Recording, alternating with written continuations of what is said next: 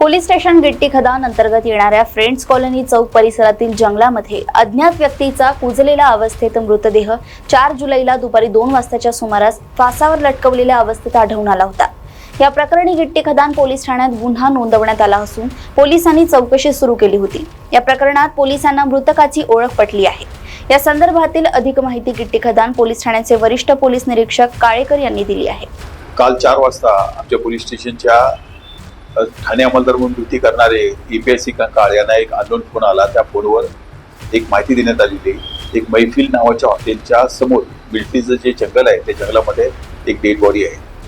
त्या आधारावर EPI कंकाळ यांनी त्या ठिकाणी व्हिजिट केली। त्या ठिकाणी एक डेड बॉडी फाशी घेतलेल्या अवस्थेत मिळून आली, खाली स्टूल होता।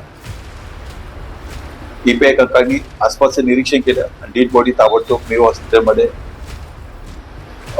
पोस्टमॉर्टम करण्याकरता, ज्यामुळे मैताचं नक्की मृत्यूचं कारण समजण्याकरता पाठवण्यात आली होती।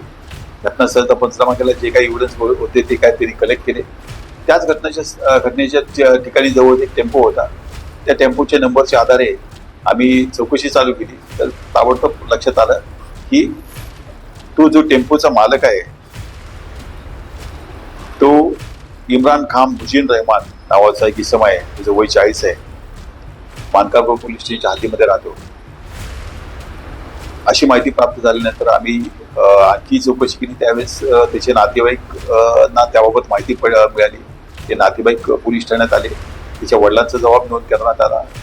त्याच्या वडिलांचं बयान नोंद करण्यात आलेलं आहे। त्याच्या वडिलांच्या बयानामध्ये त्याची संशय नाही, तक्रार नाही, अशा प्रकारे त्यांनी बयान दिलेलं आहे। सध्या याबाबत चौकशी चालू आहे, तपास चालू आहे।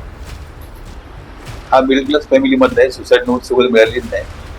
याबाबत बारकाईने तपास चालू आहे, त्यामध्ये बरेचसे मुद्दे अजून रेकॉर्डवर येतील।